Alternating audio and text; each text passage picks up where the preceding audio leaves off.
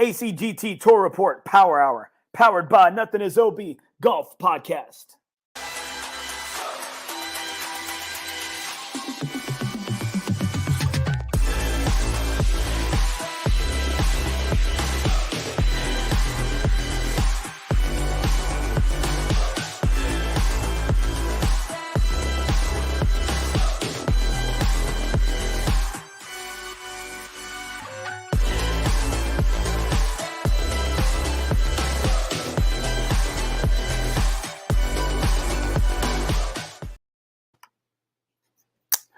All right, guys, welcome to the Power Hour, Episode 5 ACGT Tour Series. Right here, got my man, Travis Salkowski.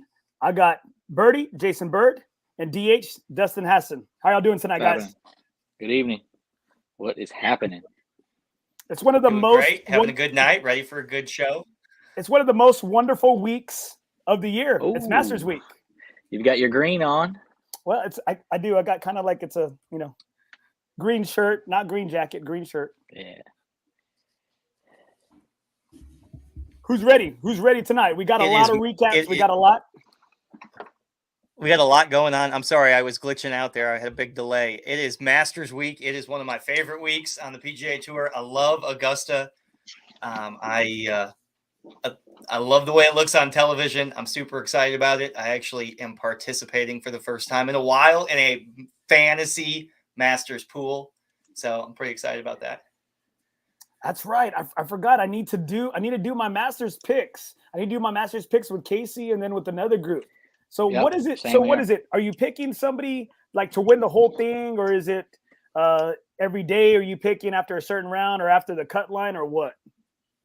You pick from a certain list of people, like an American player, an international player, a rookie, and a past champion, and based on how they do, you get points and stuff like that. All right, guys. Well, thanks for joining the show tonight. To all the viewers out here, hey, we got a lot of recap here at Northern. There's a lot of exciting golf that took place this past weekend. One memorable shot and a good amount of winners that we're going to discuss here tonight. Yeah, it was a really good event. Northern Hills played mega difficult. The lowest winning net score was 70, so only 2 under net. Championship flight was won at even par. So our predictions last week were way off. Way off. We also didn't have Jason Bird for that segment, so he didn't fill us in that there was going to be 35-mile-an-hour winds. So it was like 15.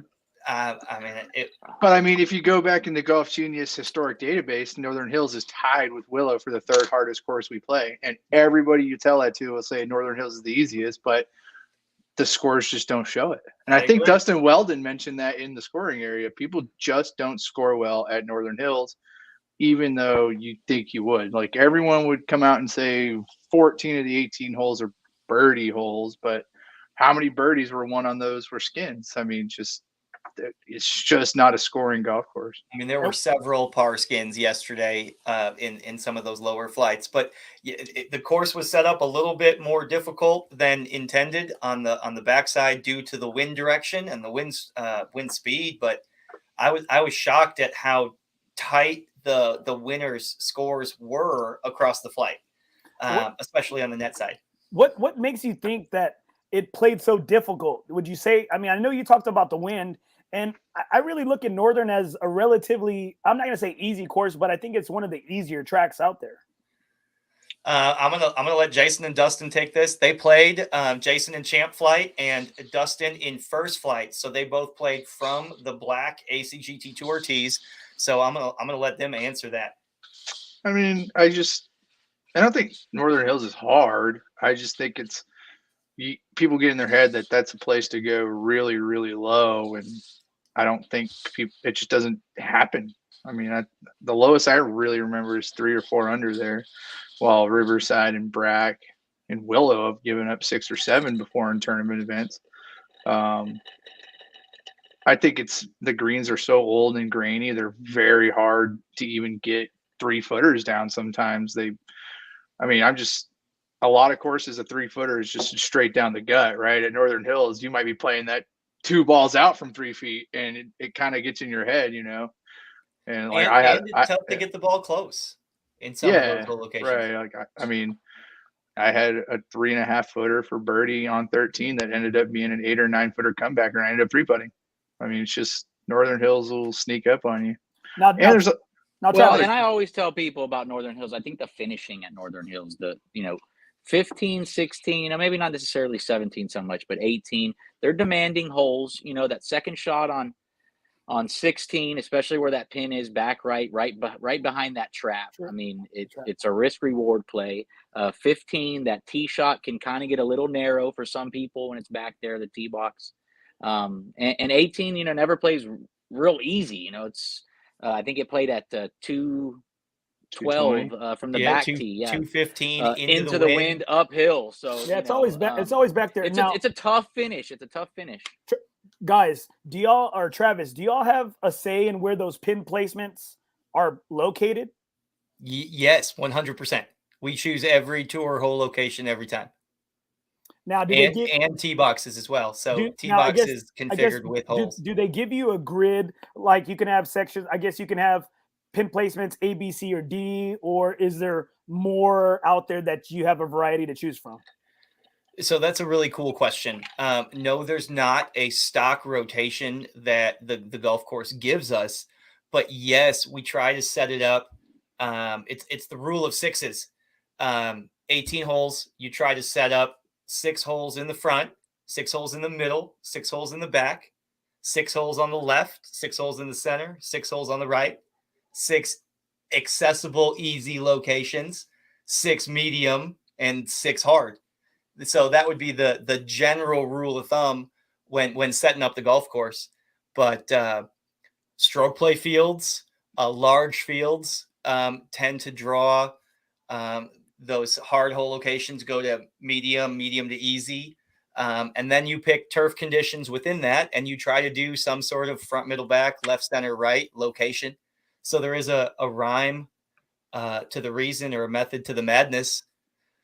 And then me personally, when I'm out setting up a golf course, I set up Northern Hills this past weekend. So if anybody has anything out there on that, I'll take 100%. 100% credit or blame, whatever we're dishing out there. Well, is it like the PGA to where we like to see those close to even par scores, or what?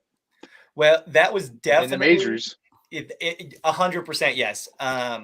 For those guys that have played on the tour multiple years, where the flag sticks are going to be on the back 9 at Brack in the Tour Championship, or in the back 9 at Brack the second day of the Masters. There's a routine there. But Saturday, setting up for the course for Sunday, I tried to do as much unique tournament atmosphere as you can. A drivable par 4 with a really difficult hole location was number 11. So the whole field played number 11 from the red tee box. It was 310 to the flag. That tree comes into place, right? The tree to the right comes into place. 100% yes. But the flag stick was 3 paces on behind the bunker on the left side. So 100% yes. We choose every location to answer your original question. I got right here. Chris Espinosa. Greens were sloppy with the pin positions. I think he meant slopey. Slopey, there you go. Slopey. He might have meant slopey, not sloppy. Well, I thought and 100% yes. Got the translator birdie right there. Let's look at 17 and 18. 17 and 18 were both on the right side of the green, both in the middle of the green, and both 3 paces short of the big slope separating the middle from the back of the greens. So thought process there is you're hitting long iron into 17. You can use that as a backstop. And then the same thing for 18. 18 plays 215 uphill into the wind. Let's be real. A lot of the field there is hitting hybrid plus. A majority of the field's hitting hybrid plus there. And that ball is rolling. And again, the backstop goes left to right there. Again, the intent there is let's make that helpful. And it turned out to be, I'm sure Bird will talk about it, but it's got to be one of the most difficult holes on the golf course that day. 18 played pretty tough. I mean, I think you brought up the drivable par 4. We set up 11 from the red tee box. I remember being out there with old Sando, and I say, you watch, number 11 is going to play harder in this event than it did from the tips in the last event. And of course, I went back and looked at it, and it did play 0.4 strokes harder. So a half wow. number Wow. 11. Number 11 played a half a stroke harder from the red tees than it did from the black tees. And I'll tell you, there's OB right. So what is everyone's miss on 11? They hit it left. All of a sudden, the 3 paces short-sided, there's a 5. 100% yes. And that's drivable par 4, most difficult hole location on the green. Great pins. Thank you, Jeff Conzemius. All right. So DH, what did you score on that hole? I hit a drive. I hit a good drive. I was 20 yards short. Well, when do you hit bad drives? That's what I want to know. When do you hit bad drives? Travis will tell you. I hit quite a few during our rounds. But no, I hit a good drive. I had 20 yards. I was left center. I hit a sand wedge up there. I felt confident with it. I was feeling good with the sand wedge all day. And I hit it up there to I kind of kicked it up to maybe 15 feet, 18 feet. It wasn't a great shot, but I had a birdie look at it. And I was fortunate enough to have a long putt come right up my line, Doug Calkins. So I got a good look at it.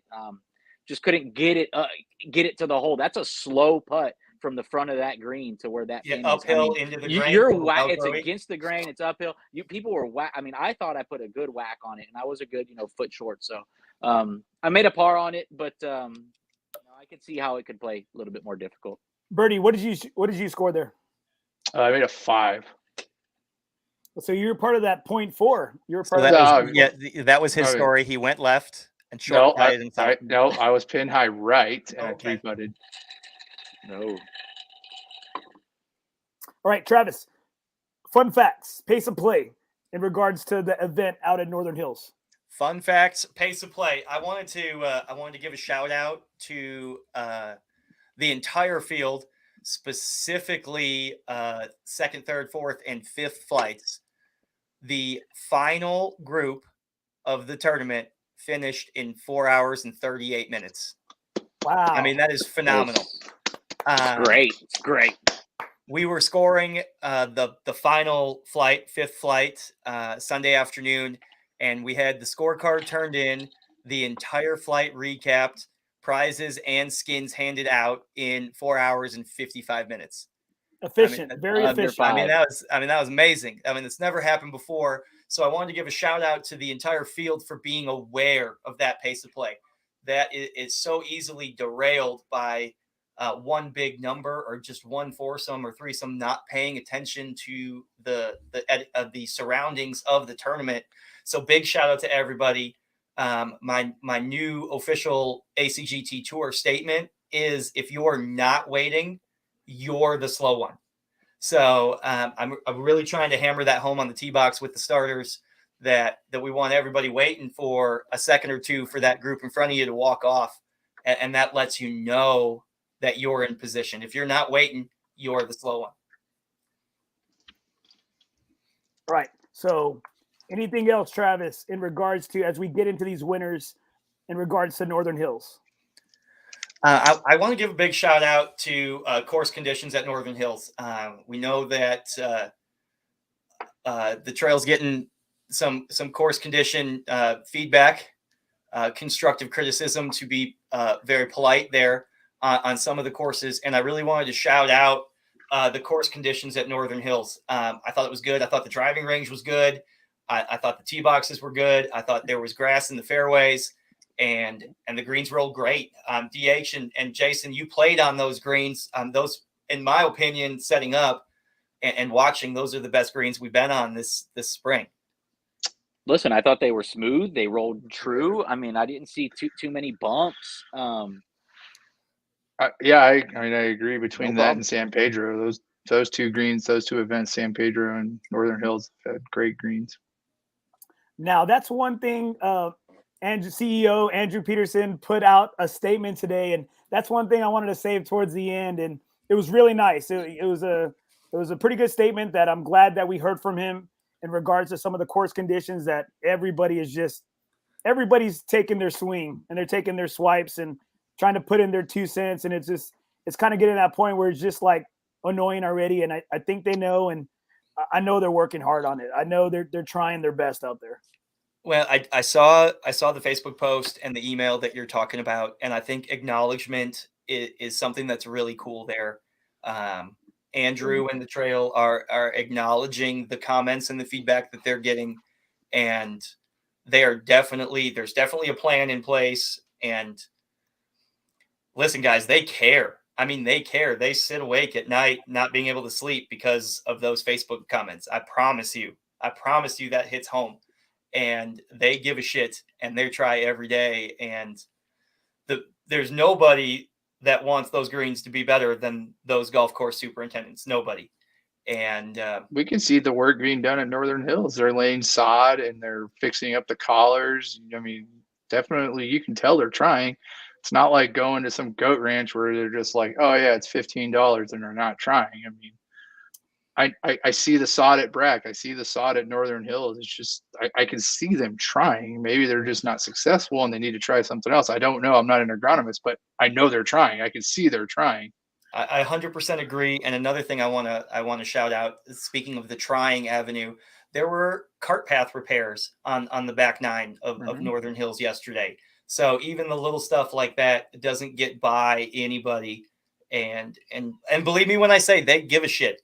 And they want those courses to be great, and they're trying, and hopefully this spring is conducive for growing grass, and it turns around pretty quick. And I saw what they're doing at San Pedro too. I mean, it's nice. You don't do these things to our courses if you don't care. I agree. I'm in total agreement right there. They're not ripping it up to screw over all the consumers and all the customers. They're doing it to level out that range so they can be in level with the new mats that they put out there. Yeah. And I was at Brack the other day for my dad's round, and I saw them laying out the sod, and the course smelled like shit. It did. It smelled like shit. And again, because it's got that manure, it's got that fertilizer out there, and it's nice to see that. So just before we move on, I wanted to go ahead and put out that statement by Andrew Peterson right here, just so for those people that are watching or that are listening in, we can go ahead and put it out there. See right there. As stewards of the city-owned golf courses, our mission statement is to offer a quality municipal golf at an affordable rate for the citizens of San Antonio and its visitors. While most of our facilities are in fine shape for this time of year, we recognize the greens at Breckenridge Park and Mission del Lago are not. Please be confident that our team of dedicated staff members are doing everything possible to remedy the situation. We care deeply about the golfer experience on the Alamo City Golf Trail and appreciate your patience as we continue to take positive steps forward. Andrew Peterson, PGA President and CEO. So, like I said earlier, I'm glad he put out that statement. It lets us know that he is hearing the consumers and that he cares. And like Ruben always says, it's nice to see that they are treating certain areas, and I'm very confident. I'm very confident that it's going to be looking nice here. We just got to give them time, and we got to be patient. That's what the renovations are for too, right? To use a different strain of grass. It's easier to maintain, grows quicker, goes dormant later in the year and stuff like that. So all these renovations play into future conditions, so it's just patience.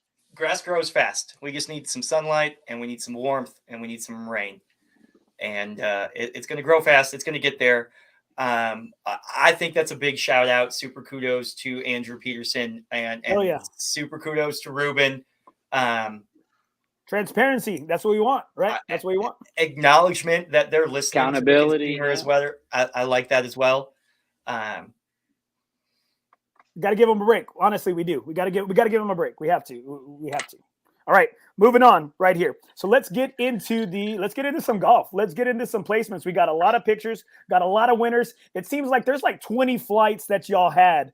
That 20 flights out there. It's like, hey, you get a cookie. You get a cookie. Lots of cookies, lots of winners. 32% of the field got paid out at Northern Hills. First, second, third gross and net in each flight. That's 30. 5 times 6. That's 30 winners. A big field, and Man, it's awesome to see new names in the winner's circle, and then it's awesome to see repeat winners in the winner's circle. Yeah. So lots of variety. Again, I think Northern Hills really kind of bared its teeth there a little bit, and I love Northern Hills. It would be my second favorite course behind Brackenridge Park. I haven't played Almost Basin a lot. I'd love to put that in the top 3, I think, but I love Northern Hills. I played Northern Hills a ton, and I am lucky enough. I played okay, but it played really hard on Sunday, and it was difficult to get into the winner's circle. So I'm excited to see these names. I'm excited to see the rundown. The scores were so close. This is what it's about. ACGT Tour Report, Power Hour, bringing the content and the winners to you guys watching. Yes, and we do have a couple of special interviews tonight that I'm really excited about. I talked to one of the guys we're gonna have on the show, excuse me, and he's got something special planned for us, and I'm really looking forward. That sounds terrible. I'm looking. Oh my goodness! You guys know he's got something special planned for us, and I'm looking forward to it. Right, I'm really looking forward to it. I don't want to ruin the surprise. Okay, I'm going to go in with a positive attitude. Yeah, go in with a positive, all right? Okay, yes. I want to call you Magic Johnson. That's how positive I want you to be. Oh. Right? Okay. And so, right? So it's our man Craig. Craig's got something special for us. So when we get down there, we're going to post the pictures here in a little bit. We're going to post the pictures here coming up. So I want to make sure and let you know that I used to play Northern Hills before it belonged to the Trail for like $12 on Golf Now, and it was just I guess like an HOA ran course, and it was before it belonged to the Trail, and that was one of like my favorite tracks to go play with cart. $12 on Golf Now, fees and all. Well, I mean, that's where Ben Carricker grew up, Northern Hills. Luke LeGrand grew up on Northern Hills. Fun fact. Another fun fact. Fun facts with Trav. Episode 6. Northern Hills was the place to play tennis in the 80s, in the 70s and 80s in San Antonio. All those houses to the left of number 9 green on that par 3? That was 25 tennis courts up that. Just one now. Yeah, where there's just one that is a parking lot, basically. But yes, fun fact, Northern Hills was the place to play tennis back in the day. All right. I've been told it was the place to play golf too. Hey, they still got the shag carpet in. That's what it makes me feel at home. It makes me feel like I'm at my grandma's. Oh, I love Northern Hills. I do. I love it, but it's got that old school feel that like you're back in, like old school Caddyshack. It really is. Listen, I'm a child of the 80s. I love that. I worked at the local country club in Sheboygan, Wisconsin that had shag green carpeting in the dining room, So I love Northern Hills. All right, here we go. Let's get to some of these winners. And again, we're going to start here with the Champ Flight.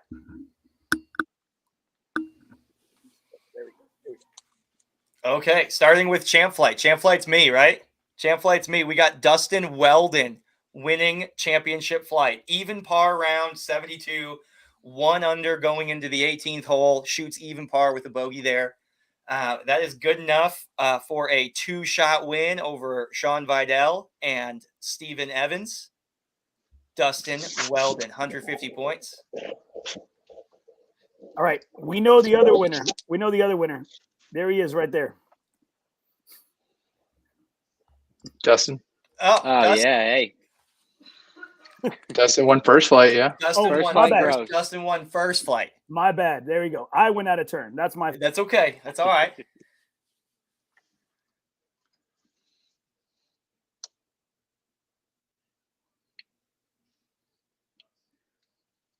There we go. Sorry about that, guys. Sorry about that, guys. You're fine. Tell me where we're going next. Technical difficulties right here. All right, here we go. Let's see. My fault. All right, let's stay right there. We can come back to the other winner later on in the show. Let's go to that first flight. First flight. Okay. Renee Rialme. And that was in a scorecard playoff against Jacob McCreary. -1 net score. It was on the first playoff hole. Renee Rialme.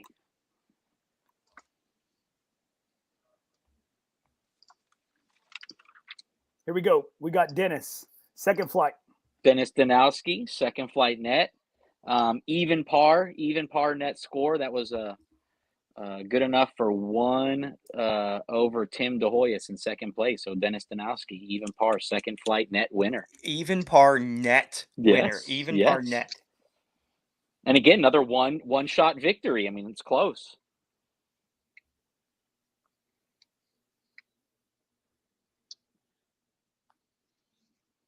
Andy talking straight in the mute button. I think Andy's right muted. Oh, thank you. All right, we got our man right here. We got. Uh-oh. Oh, there we go. Oh, Greg. there we go. Eating the cookie. There we go. We got there we go. Eating the cookie. What an entrance. I love it. That is second flight gross winner, Gregory Keough. Winning tastes good. Oh. Man. That's how you enter the show. That's how you enter the show. See, it wasn't that bad. It wasn't that bad, right, guys? Oh, no, that's great. Okay, that's what I thought. That's what it was. Okay, that's great. I wasn't sure I could go a million different directions. You were scared, Travis. I was scared. I had no idea what was going on. Jason was scared too. I saw it in his face. Dustin was you never know what's happening with Boat Greg. You never know. Boat Greg could be the wild card. Greg, thanks for being on tonight with us, taking time out of your busy Tuesday night. Thank you so much for joining us. Congratulations on your win. With tour royalty here. Oh man, hey, that perked me up right there. Well, okay, so we wanna talk about the 18th hole and your win, but before we get to that, I want to talk about how you closed out the front nine and how that powered you to success on the back nine, because that scorecard has a lot of boxes on it on the front side. So tell us about how 7, 8, 9, lit your fire to go to the back nine. Yeah, I really appreciate you teeing that up. I love talking about the boxes, especially the double boxes on number 9. But yeah, I started out, pretty much even par and was hanging in there, and I hit 6. Had some bad breaks, some bad swings, some bad putts. Got a little aggressive on the greens, and I got on that bogey train pretty hard. Broke it on 10 with a par, and got back on the bogey train for a few holes. And I was playing with Danowski, right, our net winner. Yeah. I was pretty down. I'm like, this sucks. This is a long afternoon. It's playing tough, and I'm looking over at him. He's up on me by one shot at the time. And he's this young, eager guy, and he's scoreboard watching. He's like, I got this. I just make some pars here going in, and I can do this. And I thought, well, shit, if he can do it, maybe I ought to pick my ass up and do something here. And I love it. Big boy tees today. I better do something. So, yeah, I strung some pars together, and, I got to 16, and, I knew par would be good enough for skin. So I didn't want to make birdie. I didn't want to make a birdie. So I had to, fly the green a little bit with that second shot. Maybe hit the chip about 12 feet past. A little handicap management there. All the game plan. Fist pump, 12-foot par putt on 16, which won you a skin. Okay. You don't want to go out and win skins and bury your handicap in the process. So you pick them up where you have to. Right? Okay, so set us up here. It's 17 tee That's box. a 2-for-1. That's a 2-for-1. 17 tee box. He and I are tied. You're tied with 2 to play. 2 to play. I am ultra safe, and I rip one, but it's left in the trees. And I play around the trees for a little while, and I lipped out a par putt and made bogey on that easy hole. He hits the same lip on a 3-footer for birdie and makes par, so he's still one up on me. And I've got DeHoyos on the 18th green, who's also one up on me, and the Tornado, who's in the clubhouse. That is Lucas. That's Lucas Tornado in at 82. Danowski with you on 18, one up, and DeHoyas on 18, about to card 82, which would be one up on you as well. So you're one back, looking out, looking in, going into the 18th tee box, and it is 215 uphill into the wind. Yeah, and Dennis hits a pretty good ball. he hits the green, but he's on the left side, and he's just hanging on the top ridge, right? So if you remember where that pin placement was, that's death. That's death. That's tough. That's tough. That's tough. So I grabbed 4-iron, and I made one of the few good swings of the day. Well, a little 4-piece chicken for Greg Keough and 4-iron. Notice he said iron. He said iron. No hybrid for him. 4-iron, not the old man. I played from the young man tees, by the way, all day. Did not use his senior advantage. Did not use that because Greg Keough. You're a real man. You're a real man, Greg. You're a real man. Yeah, I got a 2-year-old kid. I can't play from these old guy tees all the time. Damn. Yeah. So I hit that thing, and it never left the flag. As soon as I hit it, I'm pretty reserved on the course unless I 3-putt or something. But I'm pretty reserved.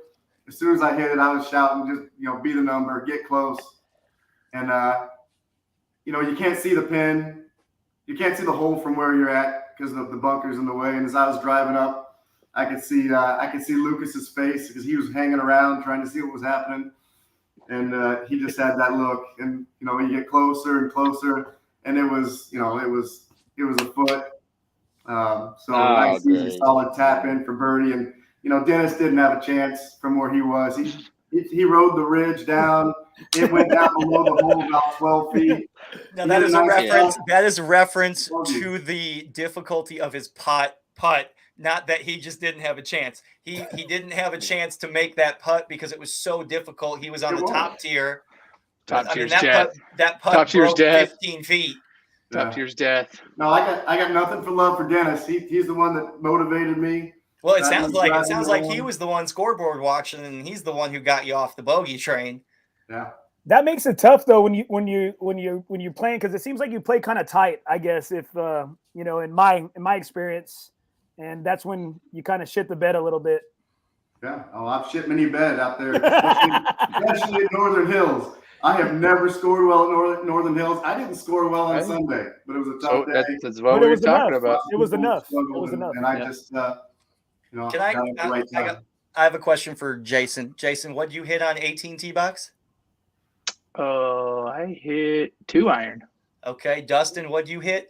Two hybrid. Two hybrid. Okay, Greg Keough, I just wanted to give you that one right there. That one was for you. We got Dennis right here. Making a comment right here. My only hope was for that putt to hit the pin. Yeah, that's the truth too. That's the truth. I literally had a chip from the same spot just off the green, and it's murder. I mean, you cannot get that close. Well, the two-stroke shot for the win on 18. Greg Keough, we don't want to take anything away from your win. That is 150 bonus points. That's great. Victory. That is the first victory cookie eaten on the live podcast. See, it tastes damn good.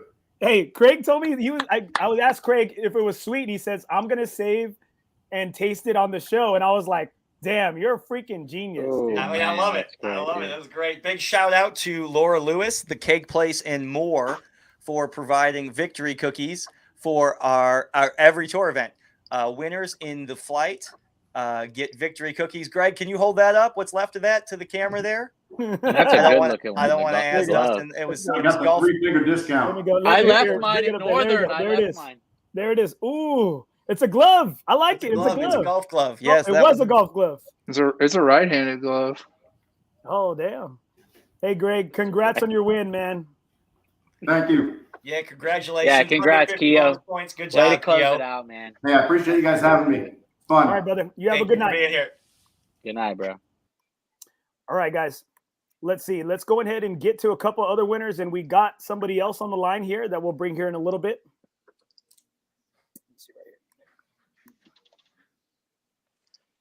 John Richmond, third flight gross winner. John Richmond, welcome back to the tour, John Richmond. Former tour champion, actually the 2012 ACGT Tour champion. Had a couple shoulder surgeries and a couple knee surgeries and getting back into golf and back into the winner's circle. So is that the first ever tour champion? That was the first ever. That was year one of the ACGT Tour. That was the first year we had point standings. So the first year that one event meant something for the next event. That's kind of where we we started keeping track of stuff. Kind of like Tiger. He came Welcome back, John. Kind of like Tiger. Yes, just like Tiger. Very Tiger-esque. Just like Tiger. Brian Spencer finds himself fourth in the flight gross circle. winner. He's been cashing lots of checks. I've seen his He picture. has been sneaking tired of under the radar. Even end of last season into this season. Where's he at in the rankings? Let's keep going with the fun facts here. Brian Spencer shot 81 to win fourth flight with a triple on hole number 1 and a double on hole number 10 and a triple on hole number 13. Wow. So that is Brian Spencer playing even par the rest of the way. Wow. That's 3, 6. That's three. That's three other. Yeah, it's three others. That's 9 over. Yeah, that's even par. Even par the rest of the way for Brian Spencer. Big shout out. Brian Spencer finds himself to the winner's circle with a victory cookie. That's a 5-point thrashing on fourth flight. That's all over the place. I mean, it's a great score. It's a marathon, not a sprint. Brian Spencer with net 5 under was the low net of the tournament. He won gross in his flight, but his net score was the low score in the tournament. Hey, that's sticking with it right there. That's sticking with it. I love it. That's a grinder. That's a hoagie and grinder right there. It's a never give up. You never know what you're going to get in some of the higher flights. You never know what you're going to get. Right here. We got Reggie Williams here, fourth flight net winner. That is a minus 270. Yeah, another 70.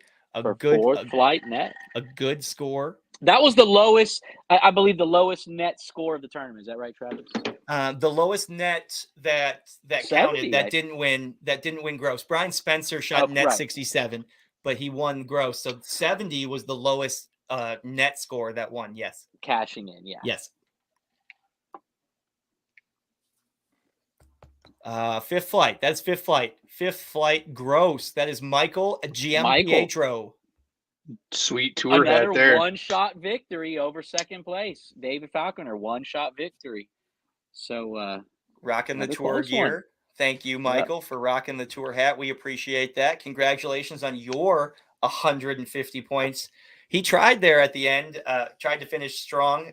It was close. One stroke over David. Yeah. Over David, yeah. Falconer, yeah. Mm-hmm.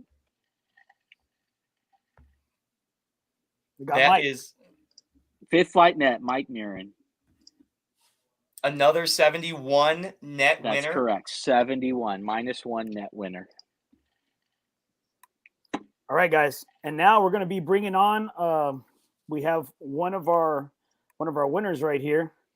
We have our championship flight net winner. Jonathan Aken. Flight net winner, Jonathan Aken. Jonathan Aken, we're going to be bringing him here on the show right now. And there he is. How we Jonathan, doing, guys? Welcome to the show, brother. The man, my the partner. legend. What's happening? Jonathan What's Aken. up, brother? Welcome to the show. Thanks for being with us tonight. How you doing? I'm doing great. Thanks for having me. All right, man. Pretty excited. But before we get into the big shot, the shot heard all around the ACGT tour, how was it playing with DH? All right, because this is also known as the DH Love Hour instead of the recap hour. You've been his partner before. How is it playing with him? What kind of partner is he?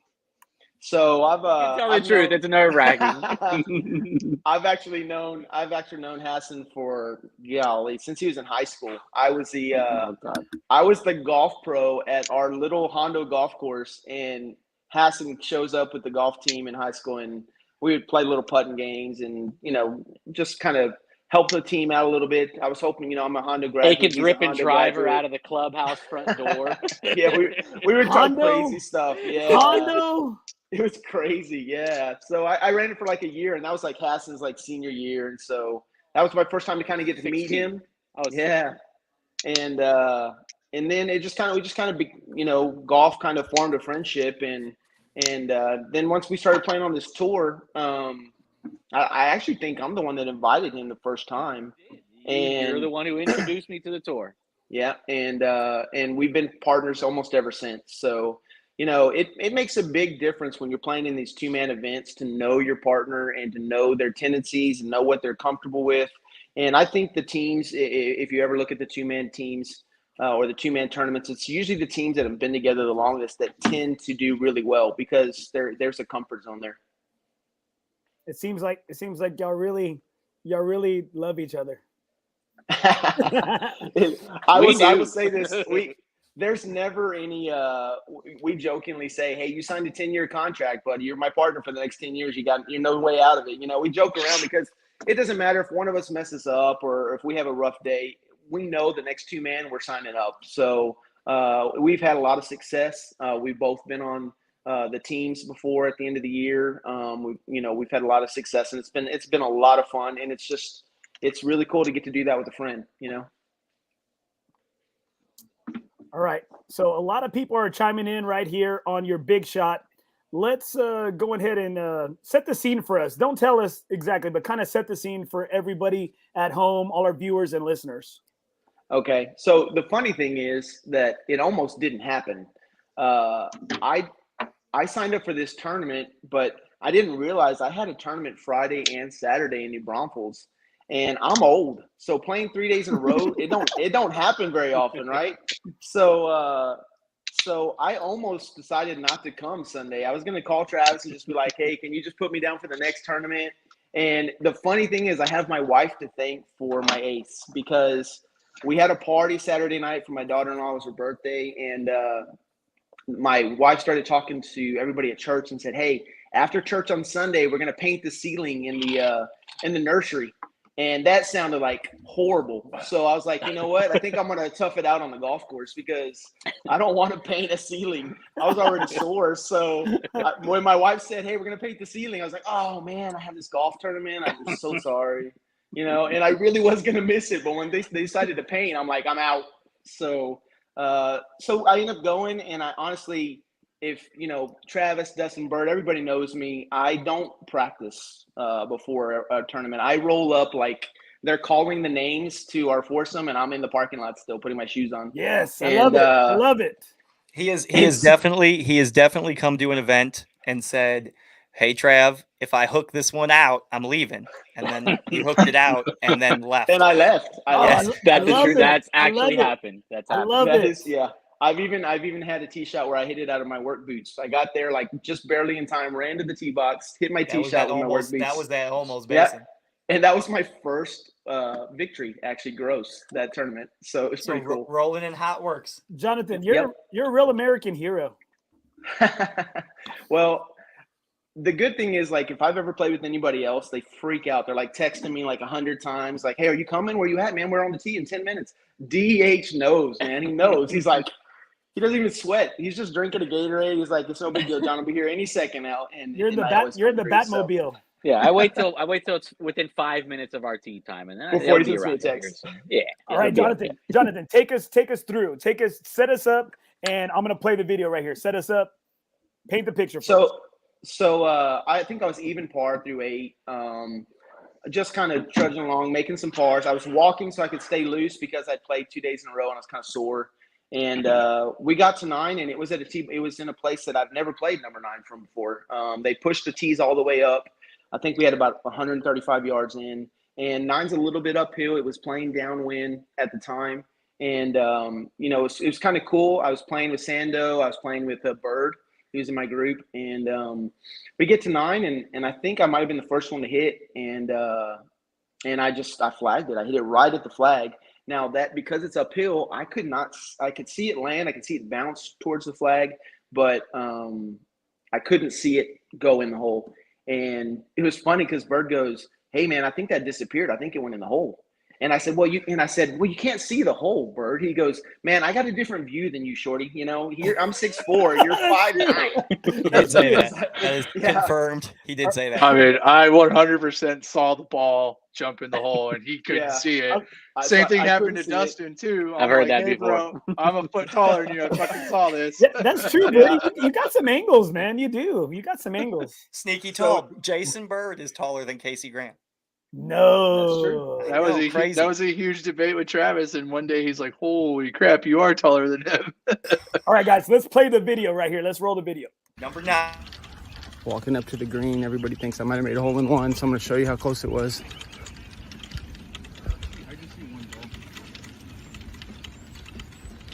Shut up. Shut up! Woo! Second hole in one in my life. Oh, this is freaking awesome. No, are you serious? Oh my God, I turned the camera on just in case. Oh my gosh, this is freaking awesome. Oh. All right, I'm gonna show everybody. Hey, congrats, man. Thanks, buddy. There it is. Yeah. Oh, I'm done. Hey guys, have a great back nine. Yeah. Okay, good luck. I'm out. That was awesome, brother. Congrats, man. That was great. Congrats. So yeah, that was a legit reaction because we honestly didn't know until Sando drove up there in the cart since Bird and I were walking. And it was funny because Bird hit one really close too. He hit it right at the flag. And so Bird was thinking, well, man, I could be in too. And we were joking as we were walking up saying, I knew it was how cool would that be though if we had to? Yeah, I mean, Jason immediately. Jason Bird of the story. Sando's like this. I almost covered the hole in one. I almost did. Yeah, it was a great shot. So Sando's funny. Sando's like this, and we're like, well, we only see one ball, and he's like, oh, there's one in the hole. And so the first question was, well, whose ball's in the hole? Oh, damn. Damn. Yeah. Was that crushing? Awesome. Was that crushing, Birdie, or no? No, I mean, I saw his bounce in the hole. I saw it go in, so I mostly joking. I knew it was his. You had the drone's angle. He had the drone's angle.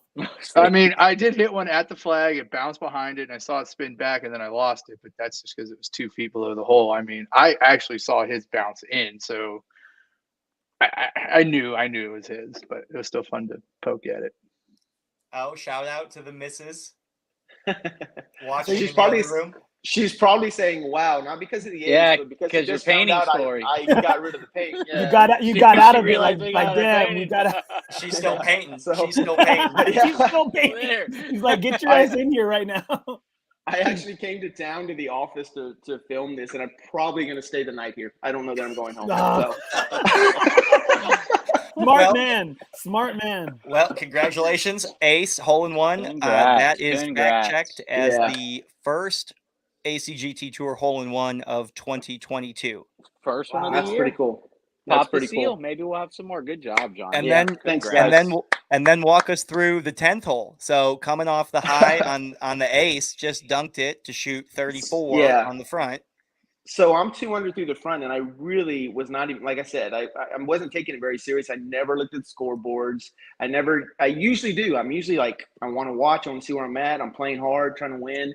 And so I find myself 2 under at the turn, and I'm like, man, this is awesome. And I've got the biggest smile. I really did contemplate walking off the course like I said I was going to, because it wasn't going to get any better. And so we went to 10. I mean, I had the stupidest big grin on my face the whole back nine. And we get to 10, and I'm playing around in the trees on the left of the green. I have to like punch to the back of the green because I have no shot. And I chip in for birdie from like, I don't know, 15, 20 yards. And Bird's over in the bunker, and he's like, did he really just hit that in the hole? And I'm like, yeah, sorry, bro. And it was so funny. So I'm literally 3 under through 10, and I'm like, I guess I better start taking this round serious. But I couldn't, because I was on my phone every single hole, texting family, texting my dad, texting my wife, texting my kids, telling them about my hole in one, and so I was not solid focused. mental game. Yeah, I was on mental game. Was on trash. 6, I think. Whenever you sent that text, I looked at my phone and said, "Hey guys, Aken made a hole in one on 9." I'm texting everybody. I'm like, my mental game was trash, and I had no idea how I was doing compared to everybody else. And it was funny. I had 1 par in the back nine, and I had so many bogeys, and I didn't care. I would like 3-putt, like, and I'd be like, oh well, did you see my ace? And then next hole I'd jack one left or right, but I still made an ace. And And then we get to like 17 and Bird's like, dude, you're still in it. And I'm like, are you serious? And because I felt like I was just, I went from 3 under to 2 over real fast. Well, that's because on number 10, we looked at the scoreboard. You were 3 deep, and we saw Sean Vidal at 6 deep. 6 under. And you were just kind of like, well. God. Yeah. But turns out there was a scoring input error in Golf Genius, and Sean was never at 6 under. But at the time we happened to look at it, it said 6 under. And so, I mean, that's just kind of unfortunate or fortunate, however you look at it. But yeah, he thought he thought he was 3 back at the time. I don't think we looked at it again until like 17. And then I was like, man, Sean's at +2. I was like, dang, he must have collapsed. I never saw that error. I only saw, every time I looked at the Champ Flight leaderboard, it was Weldon and Aken 1 under, Weldon and Aken 2 under, and right there, and that they finished 1-1. So right. It was pretty cool. And I mean, I wish I would have finished better. I will say this: if you're going to make an ace, make it on like the 18th hole, because if I ever make a ace in a tournament in the middle of a round, don't bet on me, because I can't. My mind was I hit putts 20 feet past the hole. I mean, it wasn't even. I looked like a third hand, maybe 4th flight. Whoa, easy 4th flighters are people too. Whoa. Jonathan Aken's mental fortitude is fired. It was pretty bad. I didn't look like I belonged on the course with the guys I was playing with, but I was able to hold it together. I ended up getting first place in that, which got me some bonus points, and I think it got me into the top 10. So I'm pretty excited now, because we've got one more 2-man coming up, and Dustin and I probably play alternate shot is probably our best format, and then we've got the Masters. So I'm really excited to try to make the team in the spring and try to make it for the 6th time ever. Well, you're going to have to continue to watch the show to find out the top 10 here. Will be released a little bit later in the show. But yes, alternate shot, double points at Cedar Creek up next, April the 23rd. We'll talk about that a little bit more. Modified alternate shot, double points. And what Jonathan's referencing there is the top 3 in the spring season point standings automatically qualify for the 2022 South Texas Match Play Challenge team. So that's what these guys in the top 10 are now battling out these bonus points for, is those top 3. There's nothing more important than making the team in the spring season. If you can do it, and it takes the rest of the pressure off for the next 5 months. Nobody wants to be in that horse race. That horse race, I mean, it's awesome to watch, but to be in it it's nerve-wracking. Whoa, horse race is my ceiling right now, so that's what I'm hoping for. All right, okay. I got one question before we let Jonathan go. Jonathan, what does the tour mean to you? Man, I love it. I've been playing on the tour since 2014. I had a small role in kind of making the thing with Houston happen, where we started playing together against each other. And, I have so many good memories from, one of the great things about the tour that I don't think gets highlighted enough is, I made that ace, and everybody I saw on holes passing, even though we're playing against each other, I got so many hugs and fist bumps, and Steve Evans in the fairway across from me is throwing his arm up in the air, and Sean Vidal. And even though I'm playing against these guys, we're all cheering for each other. So I'm not coming into 18 trying to make a birdie and then hoping, if I see that I'm in second, that somebody throws a triple up on the board. I want everybody to do well. If I win, I want it to be because I earned it, and not because somebody fell apart. I don't want to see that. So I love that about the tour, that we're all cheering for each other. When we're done with the tournament, if I see, Weldon or Jason Cross or Dustin or whoever it is, all the guys that I know, if I see they won, I usually send out a congratulatory text, and everybody does that to me. And it's like a big family, and I like that. And we welcome the new guys in whenever they come. And I've met a lot of new people. We have had a lot of new faces this year, and there's some great golfers, and I'm really excited to watch the tour grow. That's beautiful, man. That's what I love to hear. He's being really humble there, Andy. Jonathan Aken had a big part in the creation of the South Texas Match Play Challenge.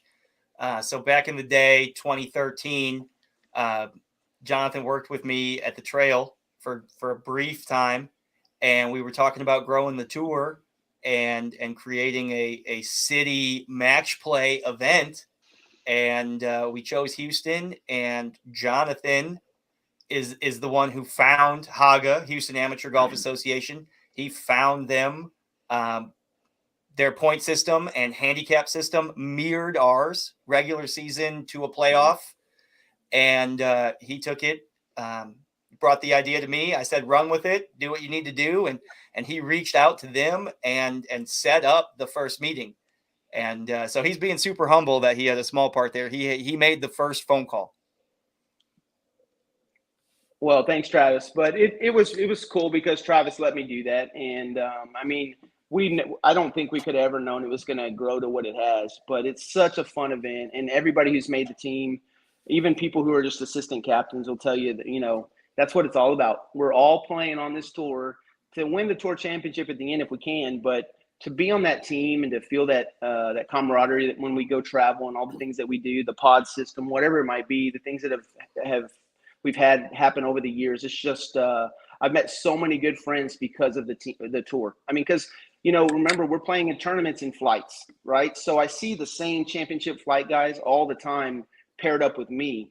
But when it comes to this tournament at the end, when we play against Houston, I get to play with maybe a second flighter, or a third flighter, or a fourth flighter, or we get to have dinner together and we go do fun stuff together. So I get to meet some new people, and all of a sudden I just got more people I'm cheering for, you know? So it's pretty cool. Well, here we got a great comment right here. Didn't mean to interrupt. Got a great comment from Corinne Aken. Is that right? Is that your daughter? Yeah, that's right. My daughter, Corey. Corey, thanks for watching. Yeah, Corey, share, like and share. Thank you. That's a new market. Subscribe. All right, Jonathan. Well, thanks so much for being on the show, brother. Awesome story. Hey, thanks, guys. Yes, congratulations on your game. Congratulations on your ace. Good job, dude. Okay, appreciate it, guys. What I want to know is, did he buy a round for at least his group, or he bought me 2 Gatorades. He bought some random dude at Northern Hills beer. Right, the guy stops us in the front. And he's like, "Don't go in there. It's hot." Like, we're like, "What?" He's like, "Don't go in. You don't want to go in there." And Aken's like, "I just had an ace. I'm going in there." Yeah, and there were some guys were coming off the course, and I don't even know who they were. They weren't with the tour, and it was like 3 or 4 guys. And I said, "What do y'all want? You want a beer? I just made an ace. Whatever you want, it's on me." And they did. They're like, "Yeah, we'll take a beer." So that one guy got 3 of them. I was working in the 19th hole, prepping for scoring when you were making the turn, and you bought those guys the beer. They talked about you buying that beer for them for 20 freaking more minutes. Damn, the legend. The legend continues. Man, the myth, the legend. Jonathan Aken continues. Gross. You know, he won a state football championship in a full body cast. Oh, man. It was just the left leg, Travis. Left leg cast. I'm sorry. Yeah. Kicked the winning field goal with the cast. Oh my gosh. Awesome. That's beautiful, brother. Congrats again. All right, guys. Congratulations on your hole in one and thanks, your win. Guys. Thank you, Johnny. Thanks, guys. See you later. Wow, that was cool. That was cool. Both guests tonight were on point, super in it. You should have seen Greg Keough. Not to take anything away from Jonathan's hole in one, because he was pumped up too. But when Greg Keough came off and he birdied that hard 18th hole, and he was doing paces back and forth in the 19th hole at Northern Hills, he was pumped up, and that energy was rocking. And they both brought it tonight. Bursting through the door. Oh, there he is. Okay. Oh, there he's back. I love it. Okay. Well, you're muted. Greg, you're muted. You're muted. There you go. Let's go. There you go. I said, yeah, I'm still there. I'm still running high, man. He's still pacing, Travis. He's still pacing. All right, he Greg. just got home from Northern. he's on a heater. He's on a heater. Yeah. All right, Greg, since I still have you on, I saw you on. I said, I got to bring you on. I got to ask you the same question. What do you think of the job that Travis, DH, Casey, Sando, you got Sean, Laura Lewis? What do you think the job that they're doing with the Trail Tour Series? It's just amazing. I talk about it to anybody that will listen to me. Right? I've been playing. That's what we do too. Yeah. That's what we're doing right now.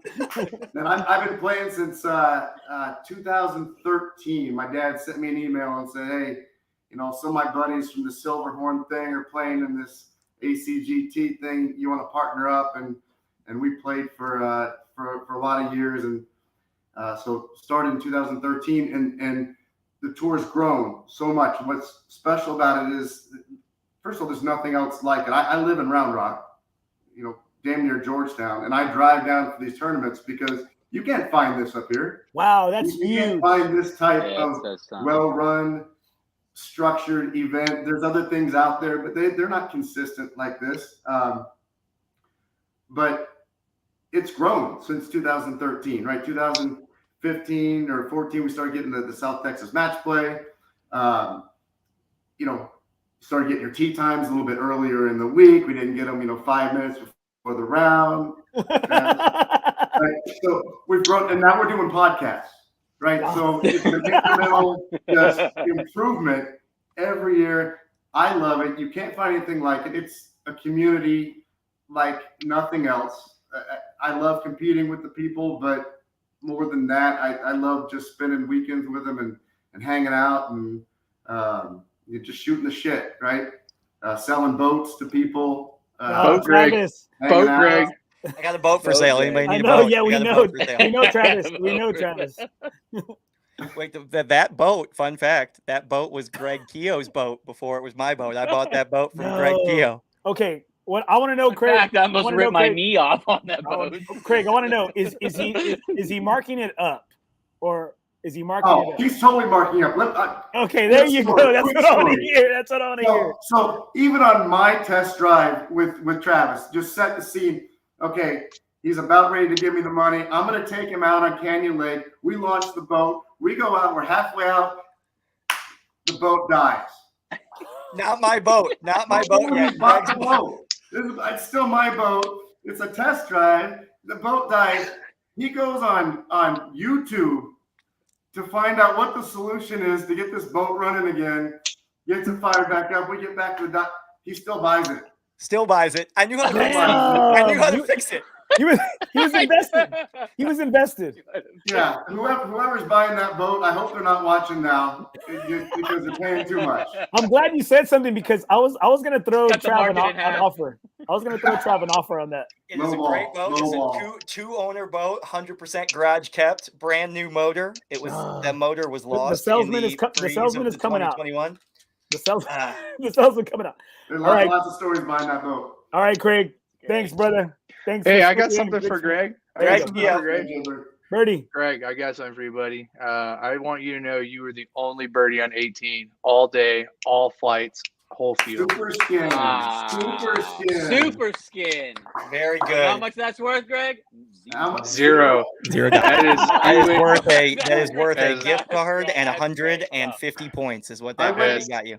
I went to HEB and I was buying my Geritol and my Bengay, because I'm like, and when I went to go pay cash, I took out two $20 bills and I said, do they spend the same? And they say, yeah. I said, because this is the birdie on 18 and this is a par on 16, so I guess it doesn't matter, huh? I love it. Greg Keough, thank you so much for being so much, man. Again, twice as nice. Twice as nice tonight. Twice as nice. Man, I'll tell you what, I'm super glad I was saying nice stuff about Greg Keough right there. He's been in the waiting room this whole time. He's waiting for you. He's waiting for you. Speaking about Greg. Yeah. Greg had the only birdie on 18, and Jonathan had the only eagle in the entire field. What is that? The only birdie on 18. Right on cue. Birdie, right in cue with the stats and analytics. I know. Stat boy. Jonathan Aken had the only eagle in the entire field. 0-1 on 9. That was I liked the course setup on 9. That was another one of those unique tournament experience only setups. Super short tee markers on the forward tees, but the most difficult hole location back left 4 paces from that bunker, and turned out to be a good setup for Jonathan Aken. Played over par even from the black tees. Wow. I picked up a skin on that hole. Over par? FYI. They played over par from 131 yards. 131, yeah. Damn. That's short for that hole. That is really short.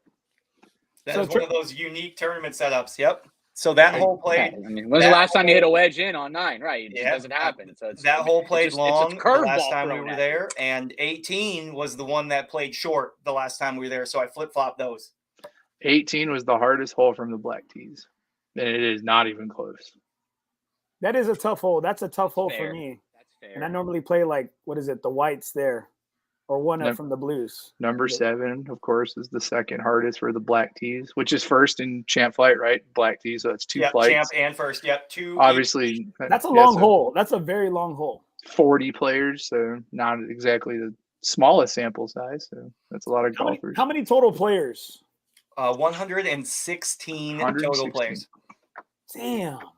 Yep, sold out at 100. We opened more blocks and we got to 116. How many walkers, Jaybird, do you know? I mean, this early in the spring, I see more and more walkers as time goes on. Yeah, the weather's good right now. I would say the majority are walking right now. When the summer rolls around, you'll see people start getting back in their carts. I'm going to add on to that. I believe the majority of champ flight and first flight walked. I agree. Mm-hmm. And then after that, it trended towards riding as the afternoon progressed at Northern Hills. But lots of walkers in champ flight and first flight. Great to see. Great to see. Clearly, if we're doing a case study on walking versus winning, we can talk to the bottom left of the screen right now and talk to Dustin on how walking. Aken was walking. Aken was a walker. He made a hole in one. That's the thing. See, guys walk. You'll make hole in ones. You'll win. I like what. It's that easy. I like what he said though. He said he was a little sore from Fridays and Saturdays round, and so he wanted to walk to loosen up, keep his body warm. And again, those are great points for walkers. Those are great points for walkers. Coming up, guys, I really want to know. I'm in the market for buying a push cart, and I'm hoping in a later episode, a later power hour, I want to see which ones that the top guys play. So okay, we can do a product review push carts in an off weekend. I love it. I still got the one you pull like yourself, like you pulled from behind you. Oh, don't do that. Why would you do that? I personally like the tall 2-wheel, big wheel rickshaws. The ones that like Stream Song. Yes, the one with the Stream Song. Yes, like those. They have some at Brack too. Big wheels rickshaw. I like those. I just like the old school rickshaws. I just want to be riding in it. Those are the ones I like. I got nothing. I don't know. I don't know the reference. I'm sorry. I'm just saying I like to ride in those. Like, I mean, like if you go to like Cozumel or you take like you're downtown India, they were all over in India. Like a trolley, like a taxi service. Yes, and you know what? I feel like it's rude when you're trying to get to like maybe off the port or something, and these guys they're working hard, right? So you want to throw them a little bone, and so the port, tip well. Yeah, like the when like a Carnival cruise, like it's the port. You have to go. I understand. I didn't know where we. I'm here. Sorry. So I like to ride in those things. I like to ride in them. I feel like a McKean for at least like 2 minutes. Well, you fit comfortably. I fit. You know what? We have enough for a family of 4. The Torres family is not a very large family. All right, Travis, do you want to get into the top 10? Unless Bird wants to dip out some stats and analytics first. Otherwise, we can jump into the top 10. We are getting up there in time, so the top 10 is definitely what everybody is waiting for on this show. Unless Bird's got something that's going to blow us away. I mean, I don't have anything that will blow anybody away. Only one hole played under par for champ flight. I'm sure we can all guess what hole that is. 17. 6. Number 1, baby. Number 1. So clearly we can't all guess, seeing as we went 0 for 2 there. That's why it was satire. I thought everyone would say 17, and it wasn't 17. Number 1. I like number 1. You can try to cut the corner, and it doesn't matter if it goes in because you can just hit 5. 17 at a 5.21 stroke average from the black tees. 17 played over par for first in champ flight gross. Awesome. Only 3 birdies amongst the 2 flights. On 17? Wow. Wow. Those birdies. There were more others than birdies on 17. Great stats. That blows me away. I mean, Bird, that whole segment. 3 between the 2 flights. I wouldn't. Okay. All right, Andy, the moment everybody's waiting for, the new top 10 following 2022 ACGT Tour Spring Season number 7. This is what everybody wants to see. We've got the top 10 staying at number 1, Dustin Hassan with his 4th win in a row. 4 wins in a row. That is 4 victory cookies, 4 bonus points. Good job, Dustin, staying number 1. We're going to get his feedback in a second. Dustin Weldon jumps up 2 spots with his win. That is 3 wins in a row for Dustin. Dustin playing great golf on the spring season. Moves up into 2nd place. Congratulations, Dustin Weldon, on your gross champ flight win, jumping you 2 spots into one of those auto top 3 spots. Rounding out those auto spots, Willie Nichols down 1 to 3rd place. You can see those points really starting to consolidate there, 3 through 10. 4th place, Rene Rialme jumps up 3 spots with his net win. Scott Williams down 2 spots to 5th place.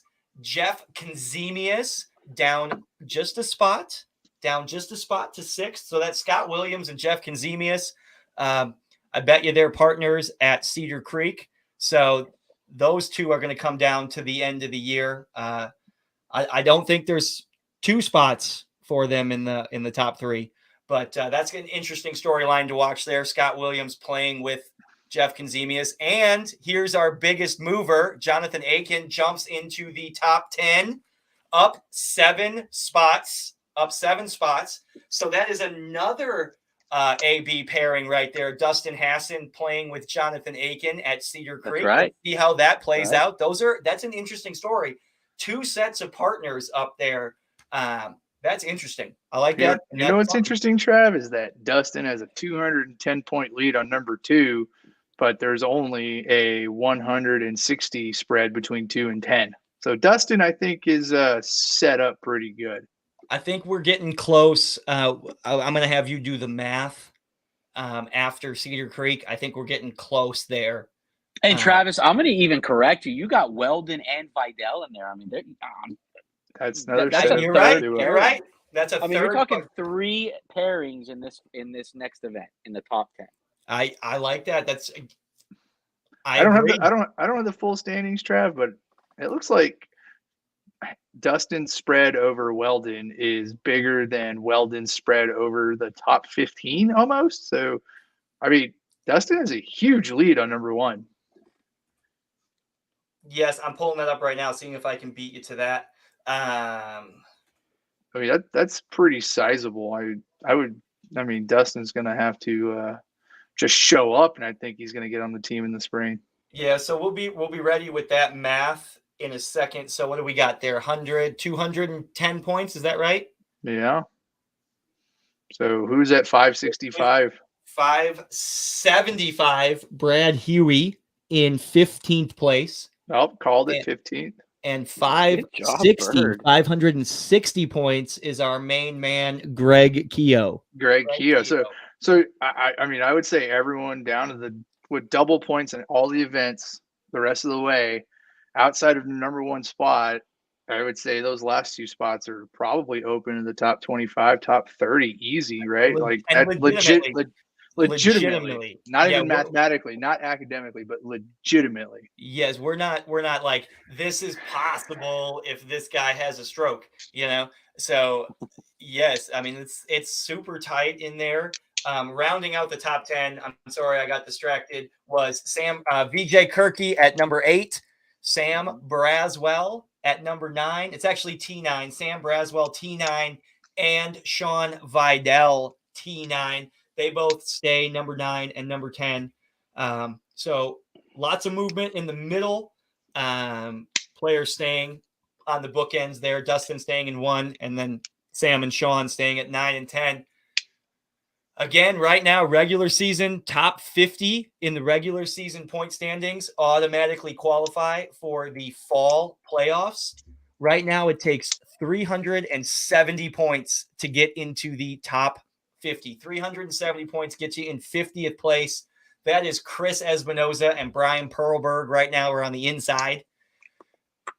So it's about making that top 50, getting into the playoffs, and then more importantly for those guys in the top 15, 16, 17 right now, that top 3 automatic spot on the team.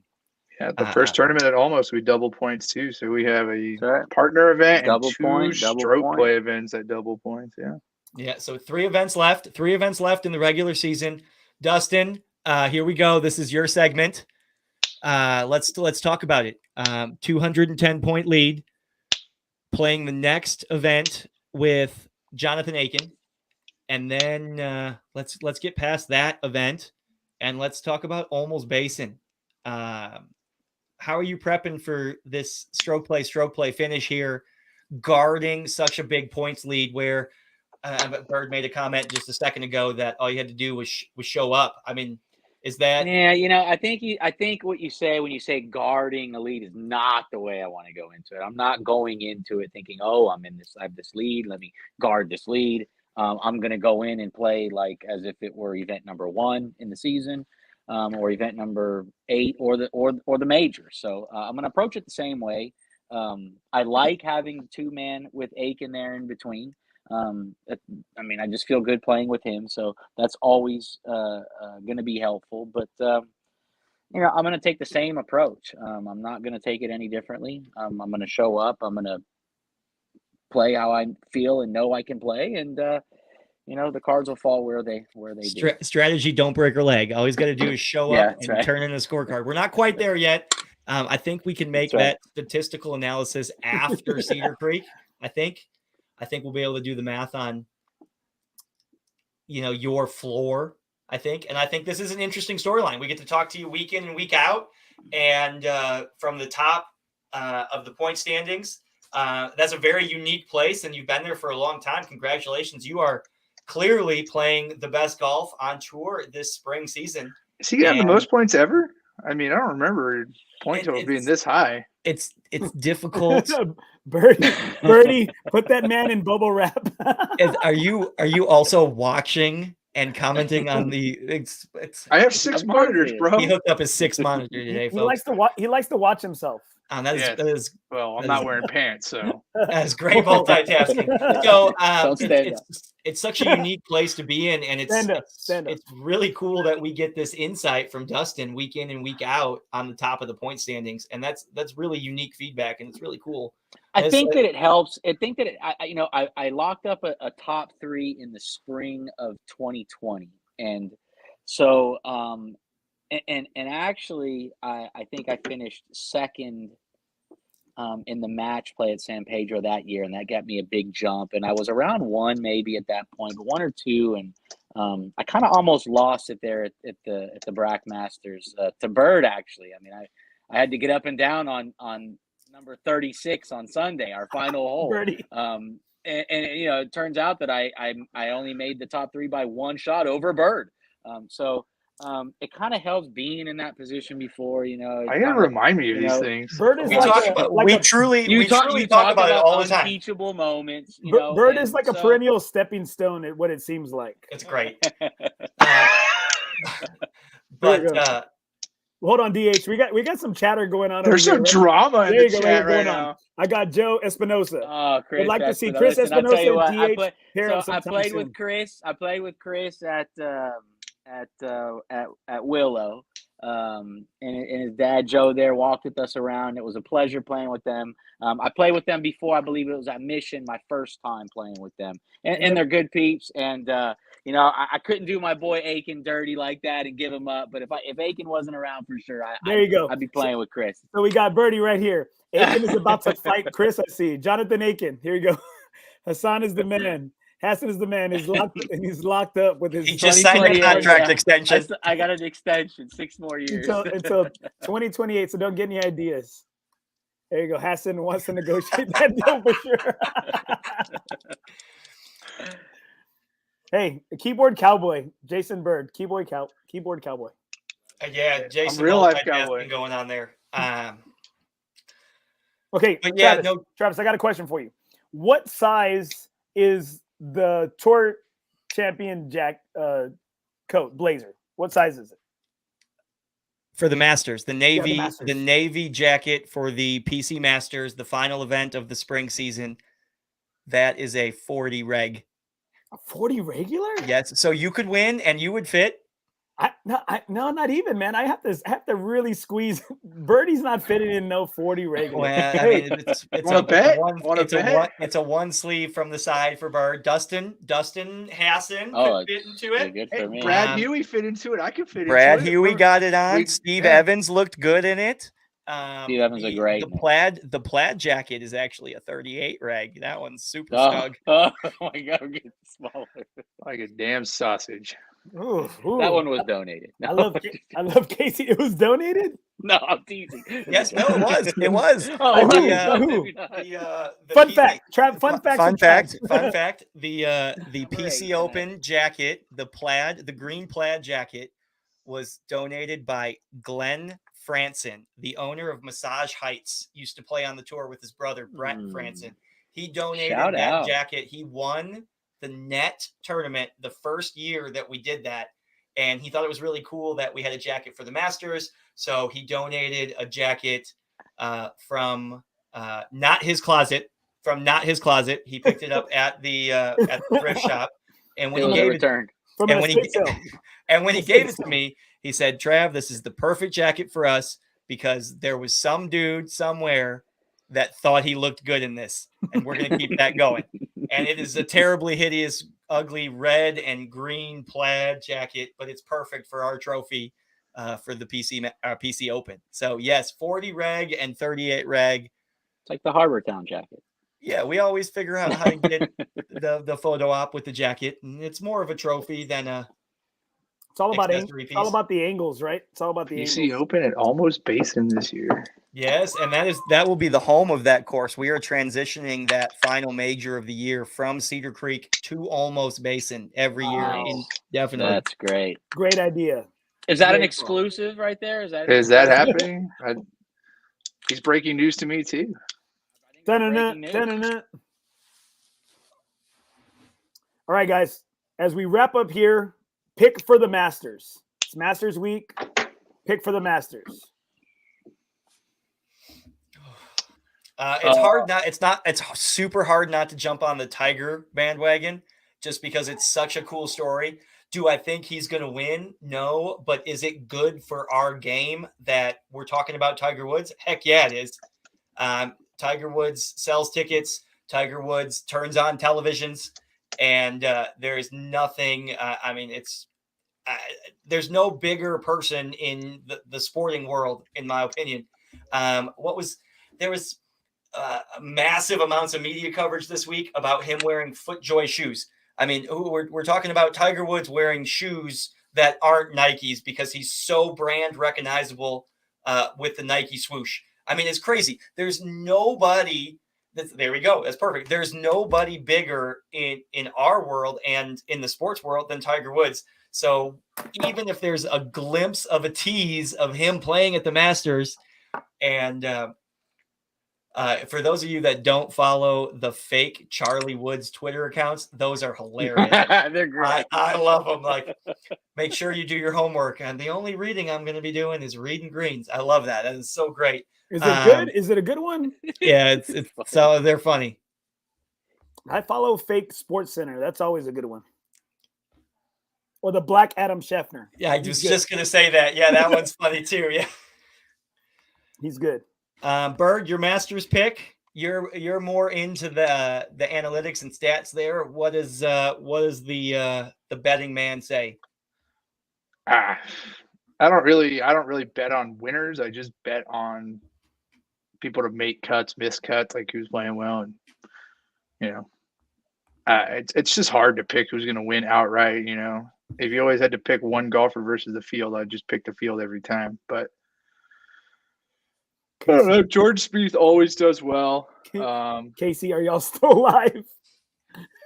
Yeah, we're going. It's the ACGT Tour Power Hour and a half. Power Hours. I mean, it'd be cool to see Rory win. I think it'd just be cool for the story to see Rory win or Tiger win. Those would be the two best stories for me. DH. I'm gonna have to. If I had to pick someone, I'm gonna go with Justin Thomas, JT. I think I saw a wicked stat recently with him. Iron play, 50 to 125. He's like number one on tour. 125 to 150. He's number one. T4 175. And 175 to 200, he's number one. So his iron proximity to the hole is probably the best. Wow, that's getting deep into the analytics. I love that. I'm just a wicked JT comment. That's fan. Wicked. I'm a JT fan, so I'm gonna be pulling for him. I like Shane Lowry. His personality fits mine a little bit. Yeah. So is he in the field? Is he? Yes. Oh, okay. Yes, thanks. Appreciate that. I did a little bit of homework. I didn't do anywhere nearly as much homework as Dustin did. But I'm like, yes, of course he is. Thank you. I selected him on my fantasy roster. And then, Justin Thomas is, of course, a good pick. Spieth plays well. I mean, the big names play well in majors. But it's fun. It's fun to jump in. I like Cam Smith. He's another guy that I always I follow him from afar. He can make you're going to see his name in the winner's circle a lot, I think. Cameron Smith. Chris Espinosa, Abraham Anser. Ooh, Abraham Anser. And I don't know if you saw the Abraham Anser's mustache, but he is rocking a clean stash this week at the Masters. Like the Sanders stash? Pick him up. Okay. Sanders all right. rocks a pretty clean stash. So I was at the Valero doing some media coverage, right, this past week. And I'm going to tell you the little rumor afterwards. I can't say it on this show. I really can't. There was a rumor going on as to why he had to withdraw the Valero Open. I can't say it. Tune in on Thursday show for NothingisOB, South Texas Golf Podcast. I will break the rumor that was going around the media center as to why he had to withdraw. I love it. Can't wait. Watch that show, everybody. NothingisOB podcast. There'll be a link from the tour page. So where you're watching right now can get you to Andy's show on Thursday nights. I'm looking forward to it. I'm gonna have the co-owners of Blackbird Golf, and it's they're doing some great things. They're doing some great things in the community, giving back, and they got some sweet shirts, man. So they got some sweet shirts. They got some sweet stuff with a great mission, and so I'm gonna have them on Thursday, and so I'm really looking forward to having them on. Well, tune in live with Andy. NothingisOB podcast. Link from the ACGT Tour Facebook page there. But it is Masters Week. Northern Hills played great. It played difficult. Course condition was awesome. Congratulations to the flight winners. Congratulations to Dustin Hassan. Fourth consecutive first place finish, number one in the point standings. Congratulations to Jonathan Aken, his hole-in-one. Thank you to Jonathan Aken and Greg Keough for coming on the show tonight. Thank you so much. You guys brought the energy. You did great. Keep up the good work there. It is Masters Week, everybody. The only week where it's okay to watch golf while you're at work the whole time, and you can just be like, it's the Masters. Productivity goes down. The very last thing we're going to end with, I got a video as to a hat winner, Travis. I got the video of who is a lucky winner for the hat. Oh, we've got hats given away from last week's show. Yes. Here we go.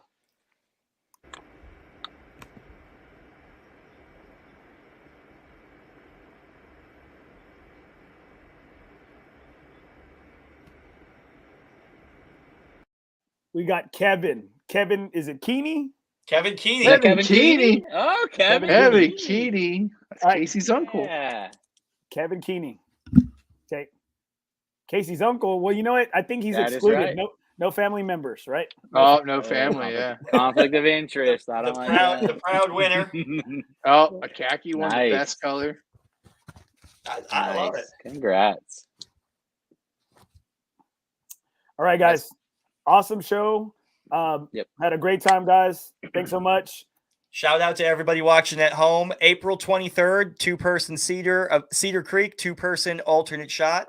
www.acgttour.golf. All of your information that you need, from FAQs to the season calendar to point standings to event sign up.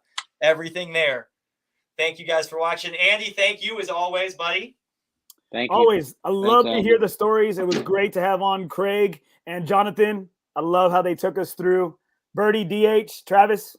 Awesome show, guys. Good night. See you guys next week. See ya.